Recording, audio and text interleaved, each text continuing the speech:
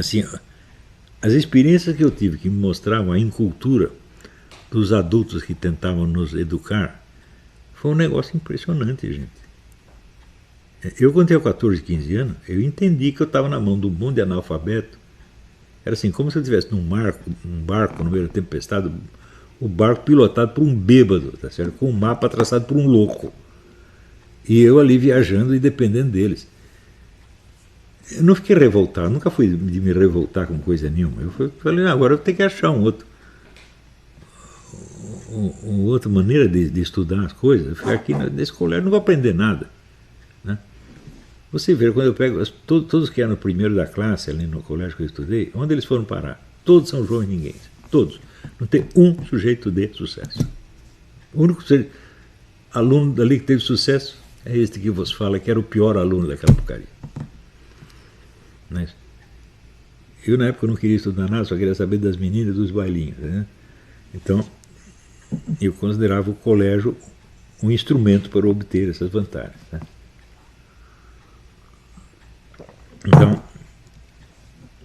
mas eu fui para frente, porque eu não esperei o colégio me ensinar. Né? Eu, quando tinha 14 anos, eu decidi que eu ia, se eu queria entender literatura brasileira, eu ia ter que ler a literatura brasileira. Não ia esperar o professor mandar. Não é isso? Então, eu peguei o livro do Otto Maria Carpo, Pequena Bibliografia Crítica da Literatura Brasileira, e fui anotando os títulos dos livros principais e fui lendo tudo aquilo. Ou seja, da literatura brasileira, eu li praticamente todos os livros importantes. Isso já me deu uma ideia de onde eu estava. Porque o conjunto da literatura de um país é o imaginário daquele país.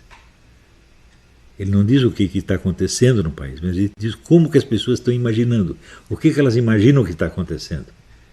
A imagem que elas têm da realidade. Essa imagem pode ser falsa, mas enquanto imagem ela é verdadeira. Ela é uma verdadeira imagem de um negócio que pode ser falso. Tudo o que eu escrevi depois na vida, tudo que eu escrevo até hoje, depende disso. Você está entendendo? Eu sabia o que os brasileiros imaginavam que estava acontecendo. Podia ser um negócio totalmente falso, mas era a imagem que eles realmente tinham. Por exemplo, quando, após o golpe de 64, começaram a aparecer romances escritos por autores comunistas ou pró-comunistas, né, como o Antônio Calado, por exemplo. Quando eu li o livro Quarup, do Antônio Calado, o que é o Quarup? É a história de um padreco, um seminarista, que se mete lá no meio de umas mulheres, se mete no meio do negócio de droga, começa, na época era cheirar lança-perfume, era a droga que tinha. Né? E termina entrando nos movimentos de esquerda e no fim entra para a guerrilha. Isso aí foi a antecipação de 30 anos de história da teologia da libertação. Quando eu li muito mais tarde a frase do Hugo von Hofmannsthal, nada está na política de um país que não esteja primeiro da sua literatura. Isso não foi só uma frase, eu vi isso acontecer. Aqueles vários livros que saíram do Carlos de Toconi, do Antônio Calado, né? Ledo Ivo, escreveram um monte de romances, né? Que era a reação da imaginação esquerdista contra o golpe. Né? Então, isso tudo para mim não era uma teoria, era uma realidade, eu tinha visto aquilo. Né? Quantas vezes mais tarde, então, arrumaram, por exemplo, um emprego para o Frei Beto na Folha, né? E o pessoal da redação então juntava para levar o Frei Beto para os puteiros. Isso já estava no livro do Antônio Calado, meu Deus do céu. Quer dizer, eu li no Antônio Calado, achei que aquilo só a imaginação dele, falei, não, isso aconteceu mesmo. Ou seja, ele antecipou. Então, nesse sentido, é um grande livro. O livro é cheio de demagogia, né? Tem mentiras sórdidas ali. A famosa história dos bebês, tem um cemitério de bebês no convento. Né?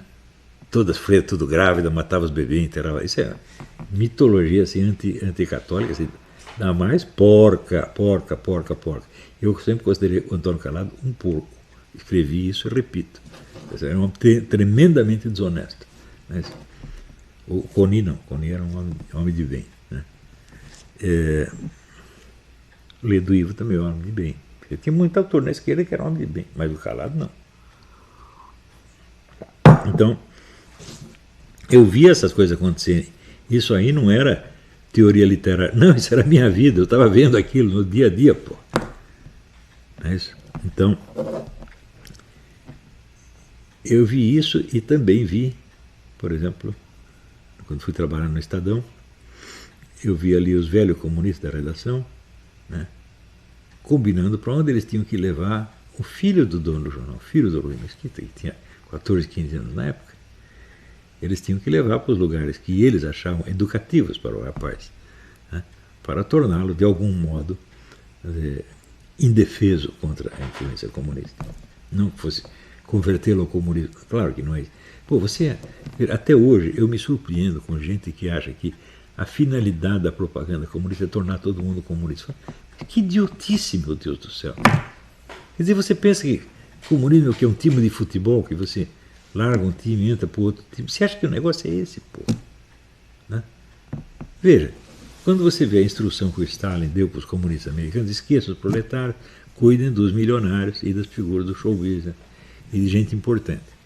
Você acha que ele ia converter todo mundo para o comunismo?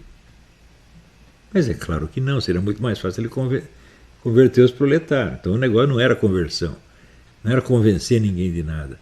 Era você poder inserir o sujeito dentro de um esquema defensivo em favor do partido.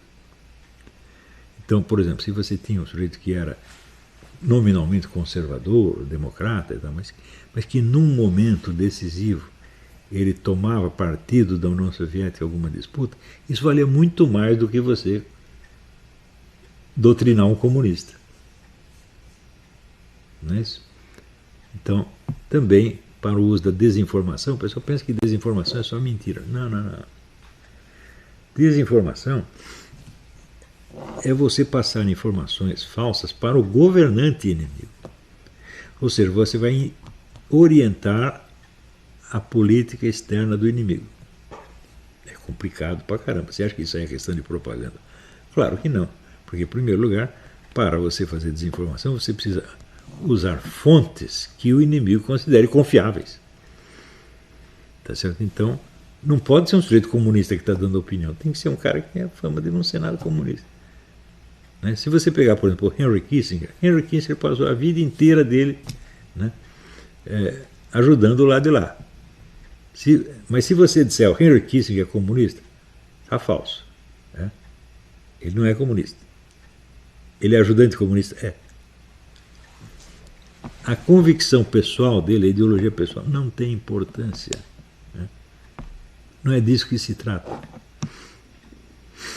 Então, nesses detalhes, por exemplo, eu fui vendo como as pessoas são despreparadas para entender a realidade política.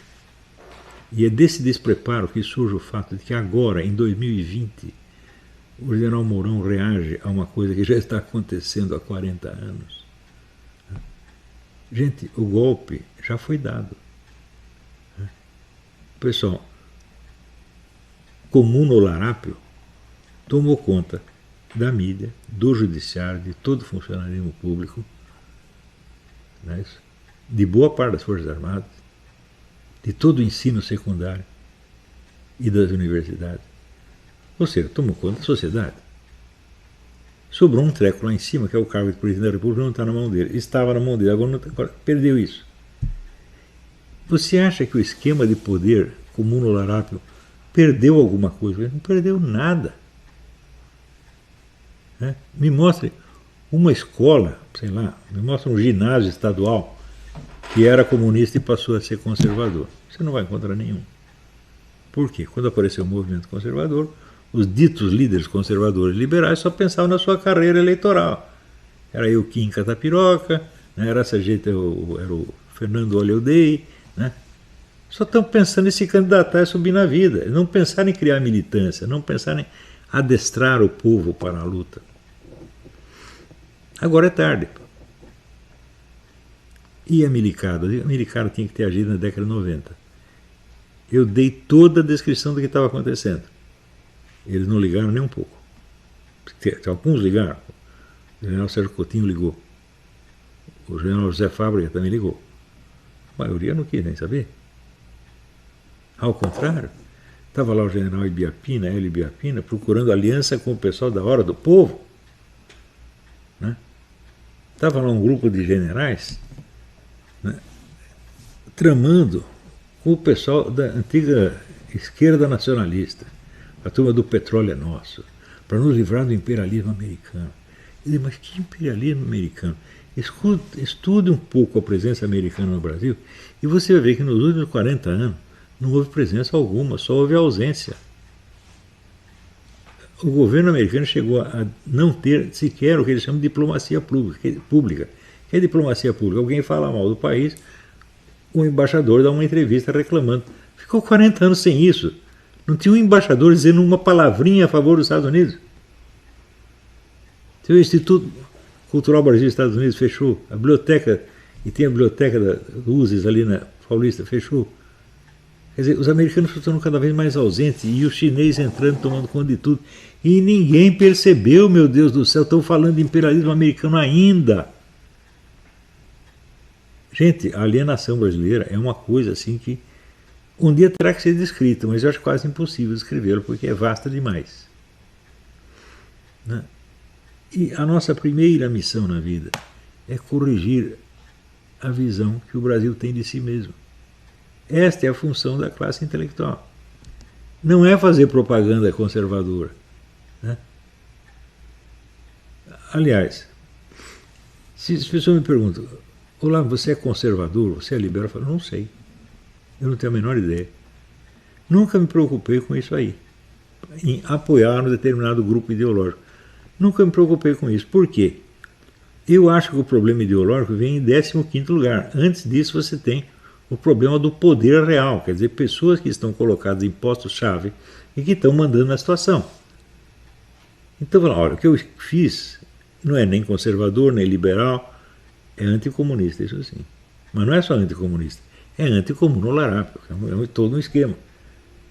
Então, eu só tenho tomado de posição negativa.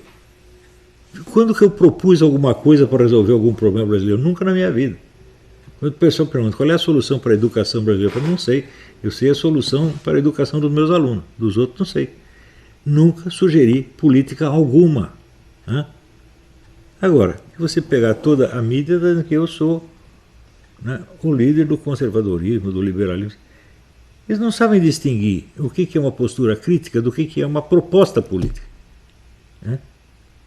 Quer dizer, veja, se você é anticomunista, você pode ser anticomunista porque você é católico, porque você é protestante, porque você é judeu, porque você é muçulmano, porque você é um capitalista reacionário, porque você é um